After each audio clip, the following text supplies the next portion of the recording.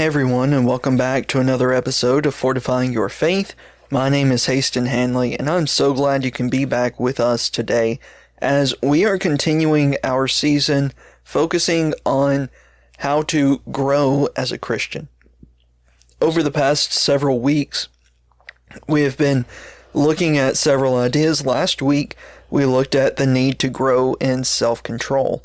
The week before that, it was the need to grow in knowledge. And the second week of the season, we discussed how to grow in faith, but we started it all off with that very important idea for the need to grow. And so far, we have mostly been looking at the different characteristics found within 2 Peter chapter 1, verses 5 through 7, where Peter, writing to Christians, said, "And beside this, giving all diligence, add to your faith virtue, and to virtue knowledge, to knowledge temperance or self-control, and to temperance patience or steadfastness, and to patience godliness, and to godliness brotherly kindness, and to brotherly kindness or brotherly love, love." And so as we continue through this season and continue through discussing these things, I want us to stop and realize today that we need to grow in patience. And truthfully, that is one thing I am a firm believer that most people in the world today really struggle with. You stop and you look at 21st century America, or most first world countries. If you want something, you can go and get it. If you want food but you don't want to cook, well, there's a restaurant just down the road. We don't have to wait to send letters to talk to someone further away. We just text them or call them.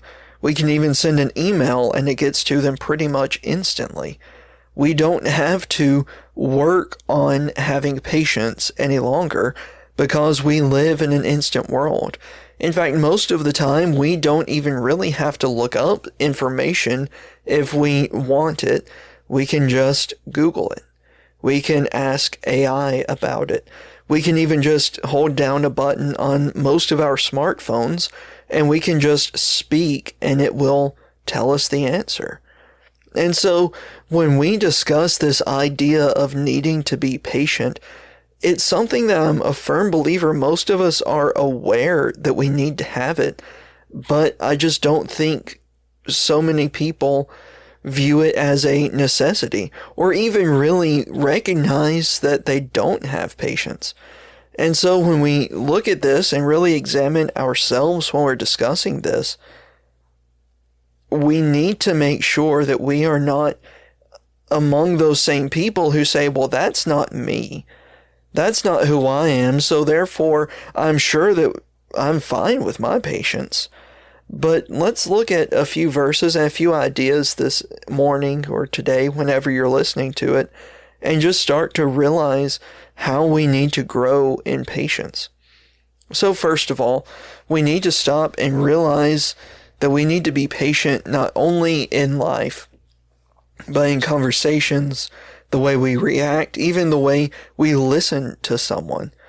James will tell us, James 1 verse 19, "Wherefore, my beloved brethren, let every man be swift to hear, slow to speak, and slow to wrath." We have to be patient with our emotions, patient with our reactions and our actions, because if we just fly off the handle anytime something that we don't like or we view as not benefiting us, then really we're not having any patience. Really, we're not showing the lifestyle of a Christian.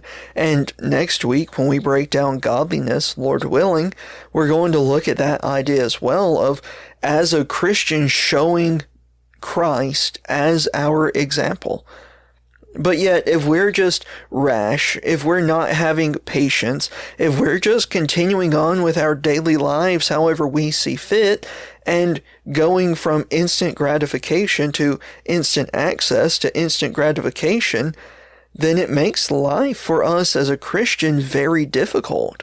Because when we are looking at our lives, when we're looking at the scope of living faithfully, when we look at preparing the rest of our lives so that we can live faithfully and have a home in heaven, these are long-term goals that we have to have patience with.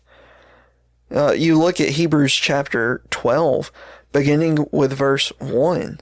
Wherefore, seeing we are compassed about with so great a cloud of witness, let us lay aside every weight and sin which doth so easily beset us, and run with patience the race that is before us. If we don't have the proper patience, then we're going to get so distracted and so turned away by the distractions of this world and not actually finish our course. We have to have patience, or else we're going to stray away, or at least it becomes easier to stray away. But I want us to back up a few verses as well to James chapter 1, verse 2. Because when you look at James 1, verse 1 is just his introduction, who he is and to whom he is writing. Verse 2, he says, My brethren, count it all joy when you fall into diverse temptations, knowing this, that the trying of your faith works patience. Now, we've already discussed these verses a couple of weeks ago, but I want us to look at this very idea. When we are struggling with temptation, when something is grating against our nerves and it makes it so easy for us to sin and to turn away from the truth, it brings us away from God. And yet, I want us to make sure that we understand this, because if we are not being patient, then those instant dopamine hits, those instant temptations, those instant things are going to bring us further away from the truth. So when we stop and we realize when we're being tested, when we're being tempted, when the devil is coming after us to pull us away, then why should we not be patient? Hold out and withstand that storm. Be like that house that's built upon a rock, that when the rain comes down, when the winds beat against it, it's set firm. It is patient. It is not going anywhere. Because just as Jesus was mentioning at the end of Matthew chapter 7, at the end of his Sermon on the Mount, that house is built on patience. That house is built on faithfulness. That house is built on the Word of God. And so if we continue even into verse 4, but let patience have her perfect work, that you may be perfect and entire, not wanting for anything.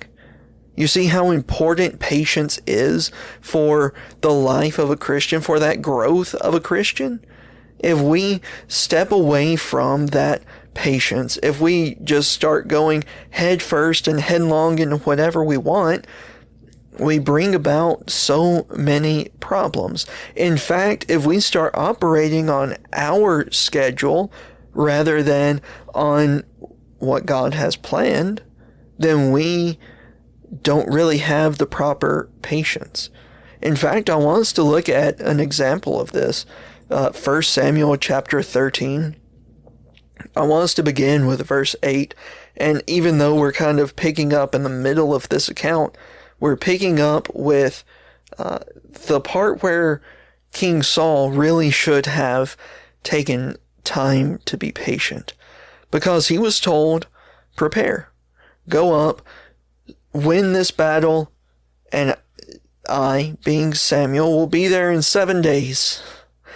Verse 8, Then he waited 7 days according to the time set by Samuel, but Samuel did not come to Gilgal, and the people were scattered from him. So Saul said, Bring a burnt offering and a peace offering here to me. And he offered the burnt offering. You see, he just had to wait. Samuel said, I will be there in 7 days. Saul said, okay. At 7 days, Saul perceived that he had waited long enough and that there was no help, no hope, and no Samuel coming. And so what did he do? He took matters into his own hands.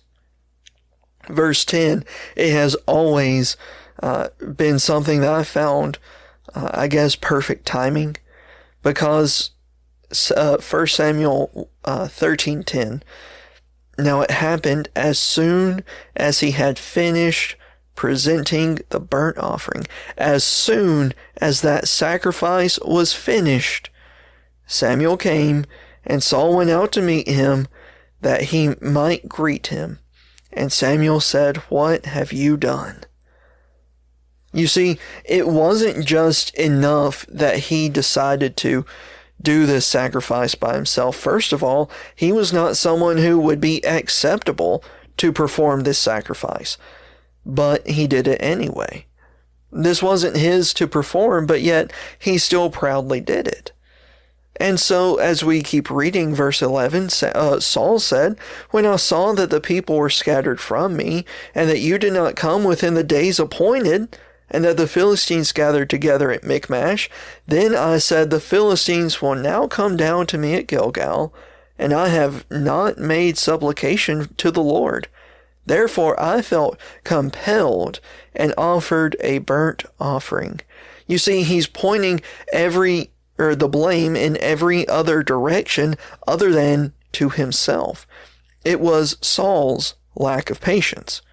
It was Saul's mentality that he had to go ahead and do it. Now let's stop and look at this objectively. It is still the 7th day. Saul is sacrificing. Samuel came to perform that sacrifice. And what is so important is Saul is saying, you did not show up in time. But that's not fair, because he did, just not in Saul's time. But you also look at what all Saul finished up saying. He said, the Philistines are gathered up against me. The people are leaving. I felt compelled. I felt like I had to do these things. And so Samuel followed up and said to Saul, "You have done foolishly. You have not kept the commandment of the Lord your God, which he commanded you, for now the Lord would have established your kingdom over Israel forever. But now your kingdom shall not continue.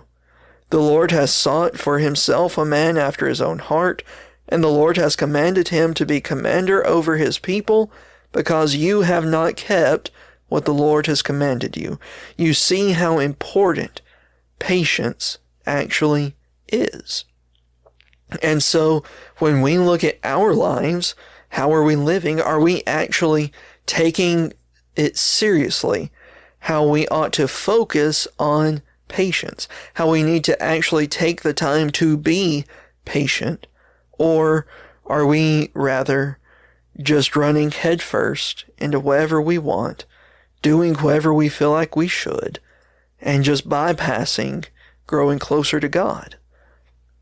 Next week, Lord willing, we're going to sit down and discuss godliness and how to act and imitate and show forth the characteristics of God. But until next week, let's take time to continue studying, continue praying, encouraging one another, and praying for one another so that we can all fortify our faith.